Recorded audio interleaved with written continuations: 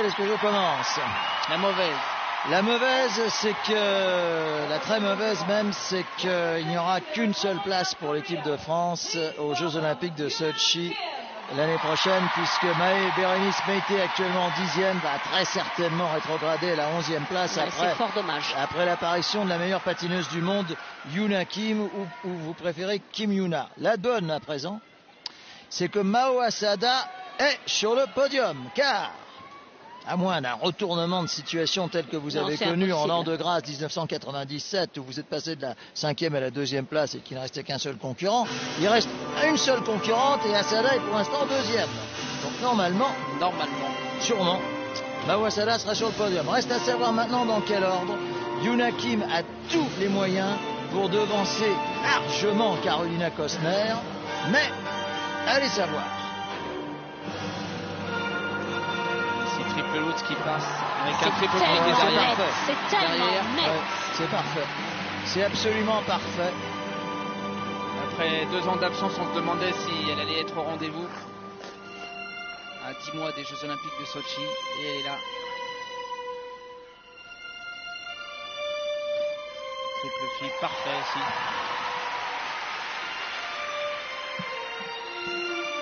C'est impressionnant d'être restée à son niveau, voire même progresser techniquement, hein, parce que j'ai l'impression qu'elle a pris plus de hauteur sur ses sauts.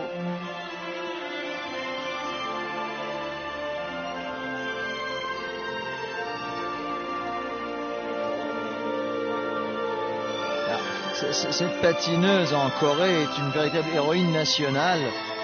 Elle tourne des publicités, elle est partout à la une des magazines et tout. Elle s'est arrêtée pendant 18 mois et la revoilà.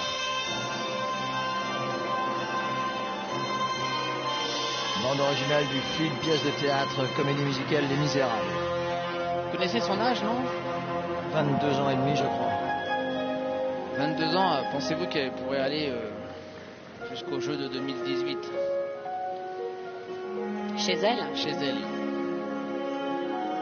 Est-ce que comme Evgeny Plushenko, elle va pas être appelée à patiner encore 4 ans de plus?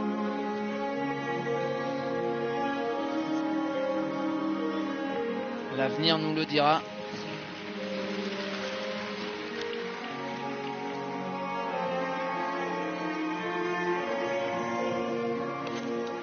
Superbe deuxième Lutz. Superbe. C'est aussi cette vitesse de déplacement qui est exceptionnelle. Là, c'est le thème de Claude Michel Schoenberg que nous entendons.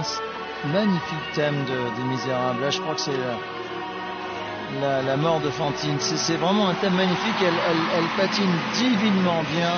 Et Yuna Kim va être sacrée championne du monde dans quelques instants. Le doute n'est plus permis. En plus, il y avait une sûreté sur ses sauts.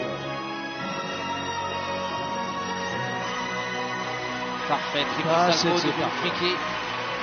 À montrer dans toutes les écoles de patinage. Oui, technique parfaite. Ah ouais, là c'est vraiment le grand moment de ces championnats, je dirais toutes catégories confondues, si vous êtes d'accord avec moi, Annick. Patrick Chan hier soir est même tombé 2 fois pour être sacré champion du monde. Là c'est la perfection. Et c'est de très bon augure pour le gala que nous allons suivre tout à l'heure.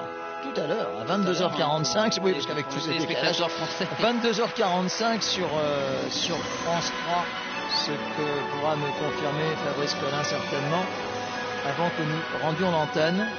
Mais on ne va pas rendre l'antenne comme ça, on va vous demander encore quelques petites surprises.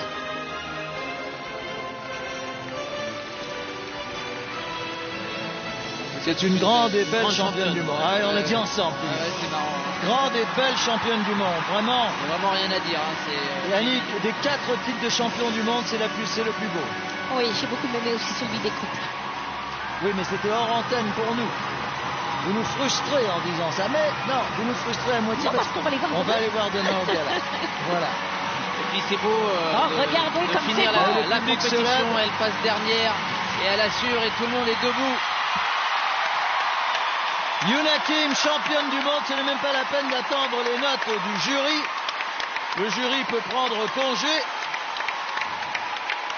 Yuna Kim va être championne du monde, je pense, très confortablement devant Carolina Kostner. Je pense qu'elle va balayer Kostner avec au moins 10 ou 15 points d'avance. C'était la perfection, Annick, la perfection. Il n'y a rien à dire, il n'y a pas un seul moment où les sauts se ralentissent, il n'y a pas une seule arrivée qui ne soit pas parfaite, il n'y a pas un seul pas qui ne soit pas en musique. Les pirouettes sont belles, les sauts sont techniquement parfaits, elle ne souffre pas, regardez, elle finit son programme, elle est en parfaite condition physique, elle est ravissante, c'est superbe. Comme ça valait la peine de veiller tard ou de se lever tôt, comme cela valait la peine à vous tous qui nous faites l'amitié d'être en pleine nuit à l'écoute de cette magnifique dernière journée de compétition, puisque le gala sera donc pour tout à l'heure 22h45 sur France 3. Yuna Kim qui tombe dans les bras de son entraîneur.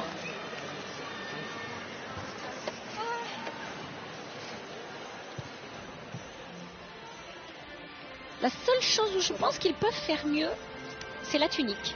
Je la trouve un peu triste. Vous n'aimez pas le gris? Si, j'aime énormément le gris, mais...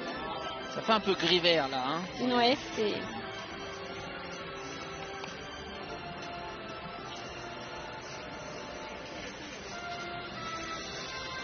Oui, enfin ça, nous dirions que c'est un détail par rapport au talent. La jalousie féminine, ça. Oh non, pas du tout. Bon, nous vous laisserons vous expliquer tout à l'heure. Franchement, justement, je me dis qu'elle est tellement jolie et parfaite que la tunique ne la met pas en valeur plus que ça. Oula, vous avez vu ça arriver? Nous avons vu des tenues roses bonbons. Enfin, je ne sais pas. Moi, je me la rappelle, divine. Mais vraiment divine dans son programme court sur James Bond Girl. Ah oui. Elle vraiment. Là c'est au-dessus. Là, c'est au-dessus. Oui, mais la tunique. Ah, pardon, excusez-moi. La tunique était exceptionnelle. Enfin bon, je trouve que Yuna Kim, même avec une robe de bure, serait été, enfin, un peu moins, mais serait également la meilleure patineuse du monde. Vraiment, c'est une patineuse exceptionnelle.